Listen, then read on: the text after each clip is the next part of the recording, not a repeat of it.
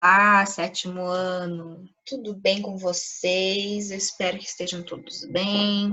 Tô com saudade de vocês, da bagunça. Vamos lá para mais uma aula, então, tá? Reino protista, que fazem parte, então, os protozoários e as algas. Pessoal, lembrem-se de anotar as dúvidas enquanto vocês vão assistindo a aula, tá? Anotem no caderno as dúvidas que vocês tiverem, ou no livro de vocês, de preferência no caderno, né? Anotem as dúvidas de vocês para quando a gente se vê ao vivo, na videoaula ao vivo, a gente tirar todas essas dúvidas, tá bom? Então vamos lá. Quem são os protistas? O protistas é um reino, né? Lembra que a gente falou sobre os 5 reinos que existem? O reino Monera, o reino Plantae, o reino Animalia, o reino Fungi e o reino Protista, tá? Então, a gente vai falar sobre esse vai ser o primeiro reino que a gente vai falar dele. Não é o primeiro, porque a gente já falou das bactérias, né? Que é do reino Monera, tá bom? Agora a gente vai falar do reino dos protistas, que são os protozoários e as algas, tá? Os protozoários são aqueles seres unicelulares, ou seja, tem apenas uma célula. Eles são heterotróficos, ou seja, se alimentam de outros seres vivos, eles não produzem o próprio alimento. Eles são parasitas, ou seja, vivem dentro de outros organismos, mas também têm espécies de vida livre. Vida livre quer dizer que não são parasitas, que vivem independentes, tá? O tipo de reprodução deles é assexuada. O que é assexuada? Vamos lembrar. Assexuada é quando o organismo não precisa de gametas para se reproduzir. Ele se reproduz sozinho. Ele se parte ao meio e se reproduz sozinho, tá bom? Os protozoários, eles podem ser, e geralmente são, né, causadores de doenças, algumas doenças bem graves, como a malária, chagas e a toxoplasmose. Então, aqui nessa imagem de cima, aqui, ó, é um exemplo de um protozoário. Esse aqui é bem comum, esse é Paramecium, que é chamado, a espécie dele é Paramecium caudatum. Tá? Ele tem uma membrana plasmática, ele tem organelas dentro, e ele tem essa região mais escura aqui, que é onde está o material genético dele. Mas ele é apenas uma única célula, ele é unicelular. E se vocês separarem aqui na membrana plasmática dele, ó, tem vários pelinhos, se vocês repararem bem. Esses pelinhos são cílios, e esses cílios que ajudam esses organismos a se locomoverem. Então, para eles se locomoverem através desses cílios, então o ambiente deles é onde? Na terra ou na água? Acertou quem falou na água, né? Então, a gente vai encontrar paraméciums em água, em ambiente aquático. Pode ser doce ou salgado. Tem espécies que vivem em ambiente em água doce, tem espécies que vivem em água salgada, mas nem todos os protozoários vivem na água, tá? Esse paramécium aqui que a gente está falando, sim. Qualquer pocinha de água na rua, provavelmente tem bastante deles, desse indivíduo aqui, tá? Mas a gente tem protozoários também que eles vivem em ambiente aquoso também, ou seja, que tem líquido, mas não em rios, lagos e mares. Como, por exemplo, os parasitas que vivem no sangue, por exemplo, tá? De vertebrados. E nós temos, então, nesse grupo também dos protistas, as algas. As algas a gente conhece, né? A gente mora na praia, a gente vê bastante. Quando a gente vai no mar, aí pisa em alguma coisa, são algas, aquilo que a gente pisa. Às vezes tem solto no mar, né? Que parecem folhas. É bem parecido com plantas, mas não são plantas. Eles têm estruturas diferentes das plantas. As algas são pluricelulares, ou seja, elas têm mais de uma célula. Eu vou ter espécies que têm mais de uma célula e espécies de apenas uma célula, unicelulares. Então, assim como os protozoários, também tem algas que são unicelulares, mas a grande maioria delas são pluricelulares, tem muitas células, ok? As algas, elas são autotróficas, ou seja, produzem o próprio alimento através da fotossíntese. Então, as algas, elas são fotossintetizantes. Elas são independentes, elas não parasitam nenhum outro organismo. O tipo de reprodução delas também é assexuada. Elas também não têm gametas. Então, elas se reproduzem se partindo ao meio mesmo, se multiplicando, tá bom? Então, aqui, por exemplo, nós temos um exemplo de uma alga verde multicelular do gênero Spirogyra, que é bem comum. Ela é bem microscópica, tá? Ela é bem pequena. É bem pequenininha essa alga, então aqui está no aumento, ó, aqui em cima no paramécio foi aumentada essa imagem 80 vezes. Então foi dado um zoom 80 vezes para que a gente consiga enxergar. Esses indivíduos são muito pequenos. Esse daqui, essa alga aqui, ó, cada quadradinho verde desse aqui é uma célula, tá? Cada quadradinho verde é uma célula. Então, é um ser multicelular, pluricelular, ok? Esses pontinhos verdes dentro aqui de cada célula são os cloroplastos. É onde acontece a fotossíntese. Então, é um organismo que realiza a fotossíntese, autotrófico, produz o próprio alimento. Algumas doenças que são causadas por protozoários. Tá? As algas, elas não causam doenças, tá? Exceto por alguns problemas ambientais que elas podem causar. Uma alga em específica, a gente vai falar mais tarde, que é da maré vermelha, tá? Mas doenças em seres humanos, elas não causam. No máximo, pode intoxicar. Mas a gente vai falar depois mais um pouquinho sobre isso. O principal foco na questão de doenças são os protozoários. Desse grupo, né, são os protozoários, tá bom? Então, tem 3 doenças que são bem comuns, infelizmente são bem comuns e são bem graves, e acontece o tempo todo por aí, que é a toxoplasmose, a doença de Chagas e a malária, que a gente vai falar depois. A malária eu deixei até separadinho, porque é uma doença mais preocupante. Então, é importante a gente saber muito bem como que ela age, tá? Então, a gente vai falar primeiro da toxoplasmose. A toxoplasmose, então, ela é uma doença que está relacionada com gatos. Então, quem tem gato tem que ficar atento, tá? Por que que ela é relacionada com gatos? Vamos ver, vamos por partes. Quem é o causador dessa doença? Qual é o protozoário que causa essa doença? Se chama Toxoplasma gondii. Percebam como eu escrevi o nome dessa espécie. Olha só, eu estou seguindo toda aquela nomenclatura biológica que a gente estudou. O primeiro nome em letra maiúscula, que equivale ao gênero, e o gondii, que é epíteto específico, que é o que vai especificar o protozoário que causa essa doença. Então, o protozoário, nome científico desse protozoário é Toxoplasma gondii, daí o nome, então, toxoplasmose, por causa do gênero dele. Os sintomas que essa doença causa: mal-estar, dores no corpo, dor de cabeça, dor nos membros e muita febre. O contágio, como se contamina, como que a pessoa pega essa doença? Pela ingestão de uma carne mal cozida, de algum animal que esteja contaminado, não cozinhou direito e se alimentou da carne dele. Ou água e alimentos contaminados por gato infectado. Então, se um gato ele faz xixi ou faz cocô próximo de alimentos ou água, e a pessoa ingerir esses alimentos ou água contaminada, ela pode se infectar. Ou então, outra forma de contágio é da mulher grávida passar para o bebê. Então, gestante e feto. Então, a mulher, o feto, que está dentro da barriga da mulher, quando a criança está dentro da barriga da mulher ainda, ele não tem como comer carne mal cozida ou água contaminada, certo?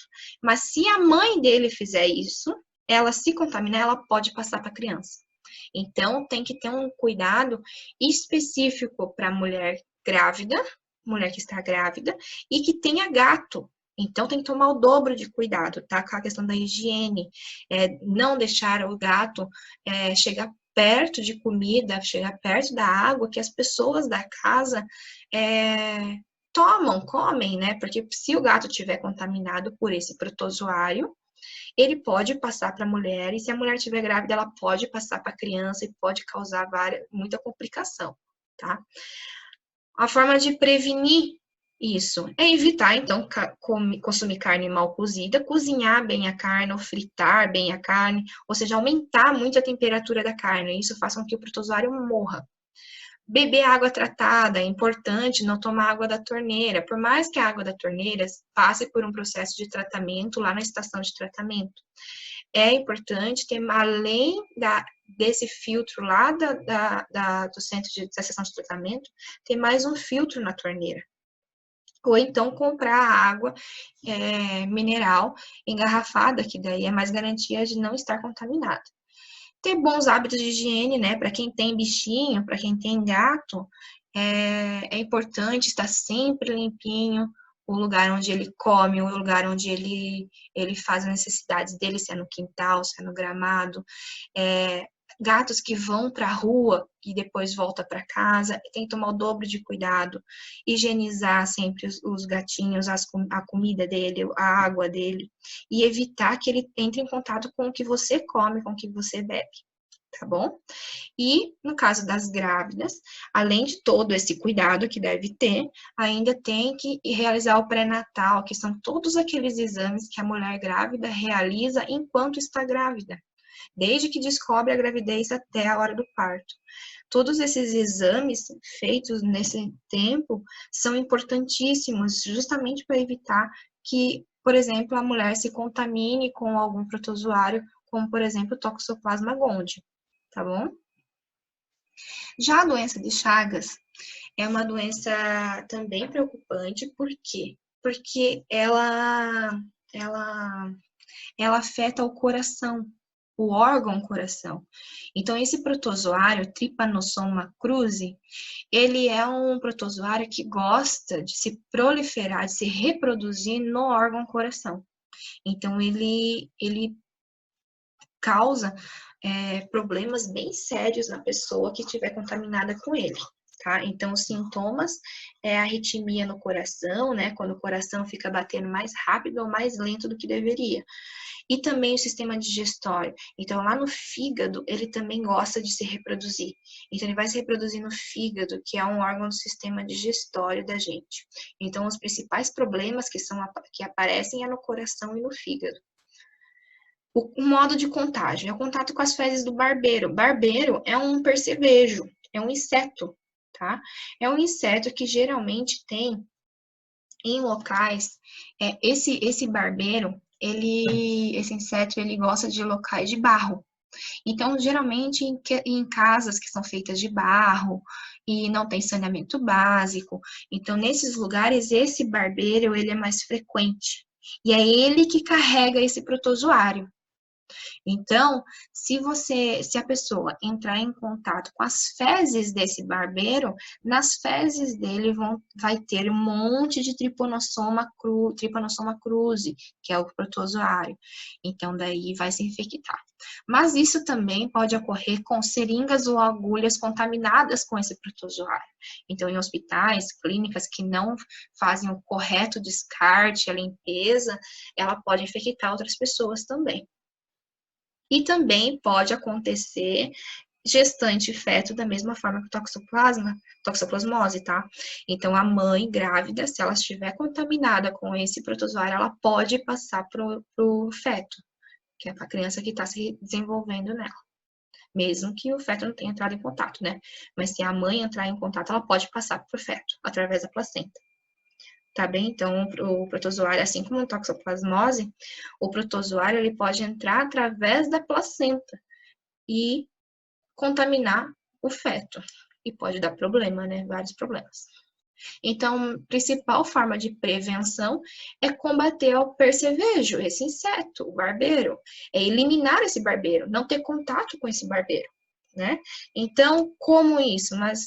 Mas geralmente, a doença de Chagas, ela acontece em lugares onde não tem saneamento básico, onde vivem pessoas muito pobres, que não têm como construir uma casa de cimento, de bloco, então acabam construindo uma casa de barro. Então, esse barbeiro, próximo à floresta, próximo ao mato, então é onde esse barbeiro vai aparecer. E com ele, o protozoário que pode causar essa doença. Então, é combater o inseto e principalmente melhoria, né, dessas comunidades mais pobres. O governo precisa melhorar a qualidade de vida dessas pessoas para que elas não tenham contato com esse barbeiro. Mas a gente sabe que as coisas são bem mais difíceis, bem mais complexas, não é assim tão fácil. Então, por isso, infelizmente, ainda tem muitas pessoas que se contaminam com esse protozoário e acabam desenvolvendo a doença de Chagas. É doença de Chagas. Chagas é o nome do cara que descobriu esse protozoário, que descobriu essa doença, que descobriu quais eram os sintomas, qual é a forma de contágio.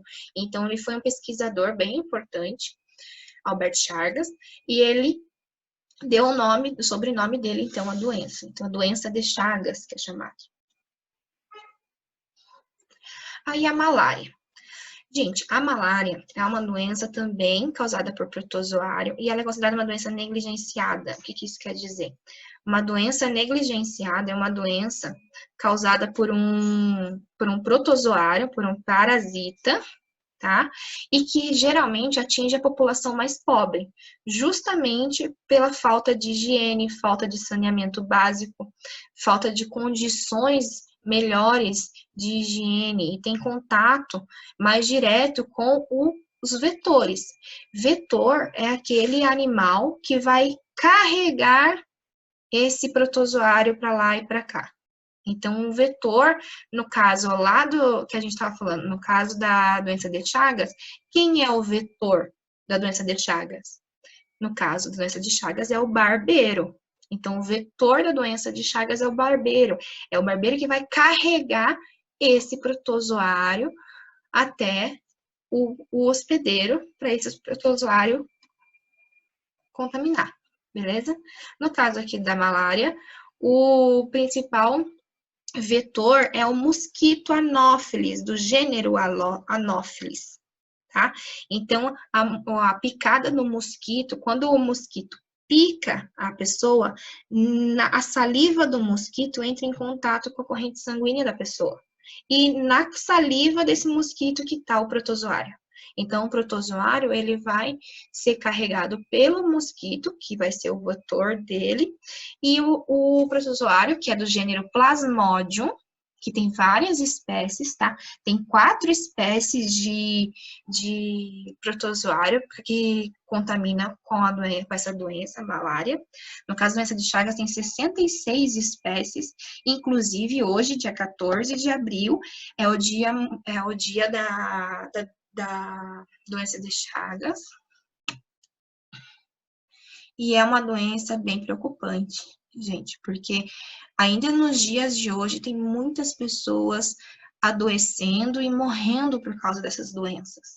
E a gente pode achar que na nossa casa tem saneamento básico, tem água tratada, o esgoto é tratado, mas tem muitos lugares que ainda não tem. E isso é muito, muito preocupante, né?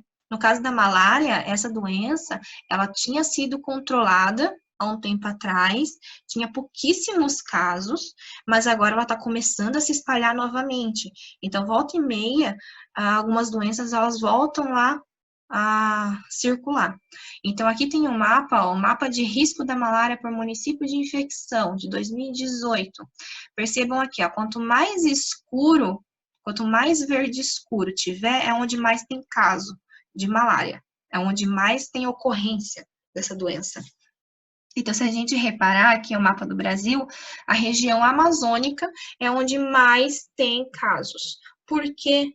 Porque esse mosquito, ele fica na floresta, ele fica em meio às árvores. O ambiente preferido desse mosquito, que é Anopheles, é na floresta.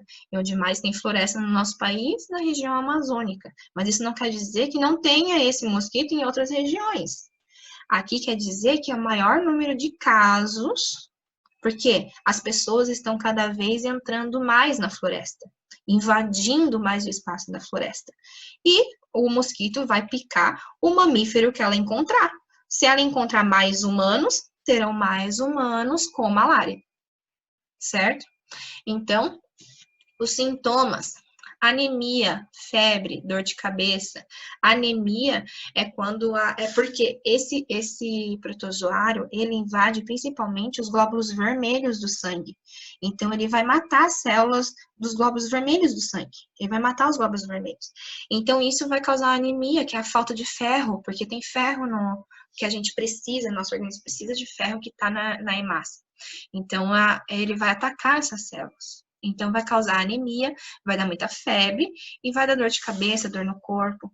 O contágio, então, é pela picada desse mosquito, da saliva dele. Também pode ser contaminado por seringas ou agulhas contaminadas numa clínica, no hospital, em qualquer lugar.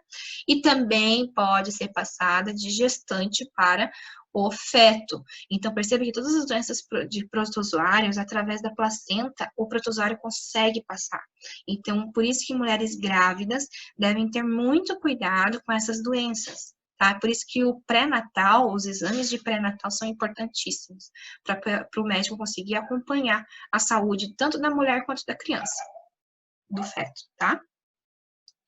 A prevenção, então, combate ao mosquito, tá? Em casa, nas cidades, colocar telinha na janela, repelente, e evitar que esse mosquito entre em contato com o ser humano. Serviço de saúde e saneamento básico para toda a população. Então, todos os locais onde tem maior índice de contaminação pela malária, a saúde pública e o saneamento também deve ocorrer, porque a evitar esse contato com os mosquitos, né?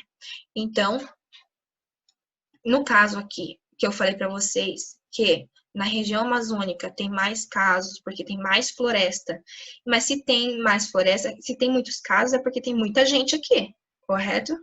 Por que tem tanta gente aqui? Isso que não deveria, porque o ser humano está invadindo o ambiente dos animais e, consequentemente, vai acabar se contaminando com mais animais, correto?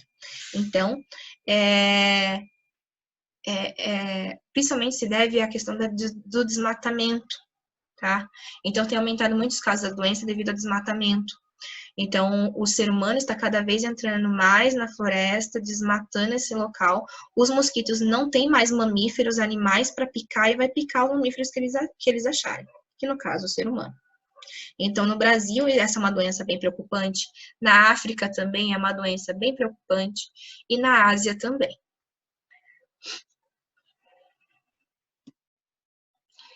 Fechamos, então, protozoários. Vamos falar sobre as algas. As algas, elas são organismos, podem ser unicelulares ou pluricelulares. O que as algas e a maré vermelha têm a ver? O que causa a maré vermelha, vocês já ouviram falar, provavelmente, a maré vermelha já teve aqui em Santa Catarina, já teve em Florianópolis, de tempos em tempos acaba aparecendo, que é quando essa maré aqui, ó, o mar, ele fica todo avermelhado. Por quê? É uma toxina que uma alga produz. Essa aqui, ó, no cantinho aqui, ó, direito.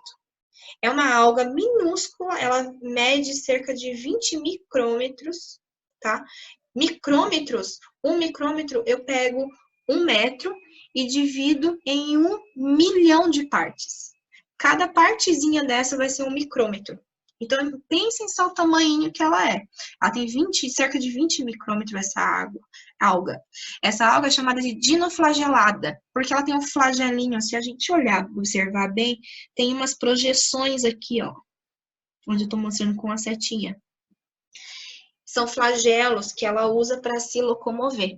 Então, são várias, milhares, milhões de dinoflagelados desse que produz essa substância. Por quê?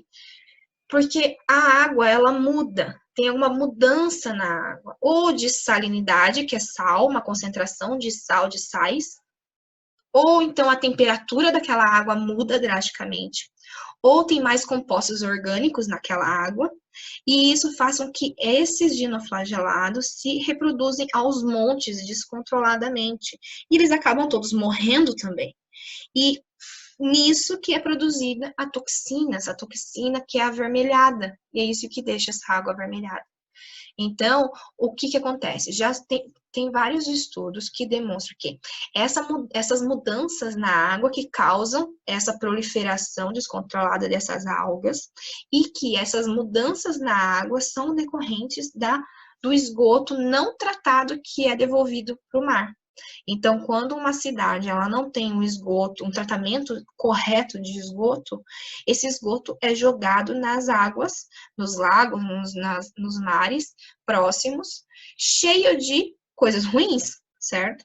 E essas coisas ruins vão desequilibrar todos os organismos que vivem naquele ambiente, inclusive esses dinoflagelados. Então, eles começam a se reproduzir, por essas mudanças na água, eles reproduzem loucamente e daí acabam morrendo. E nisso, nessa morte, tem a produção dessa toxina avermelhada, que é o que torna, então, a maré vermelha, ok?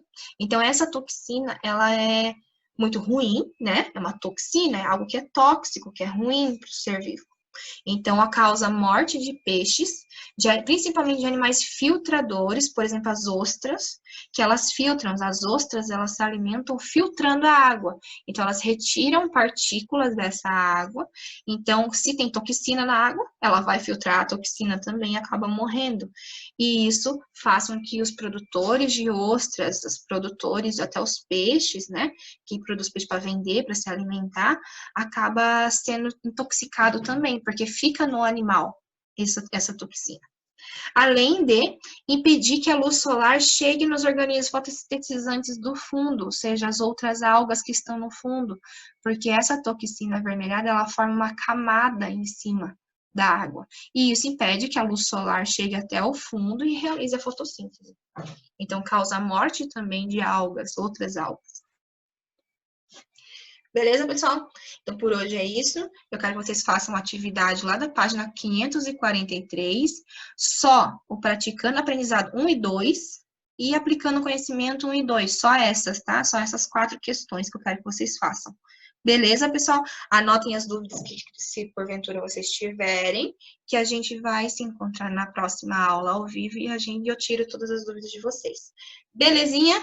Bons estudos para vocês. Estou com saudades, estudem e qualquer coisa é só me contatar, beleza? Beijinho, até mais, pessoal.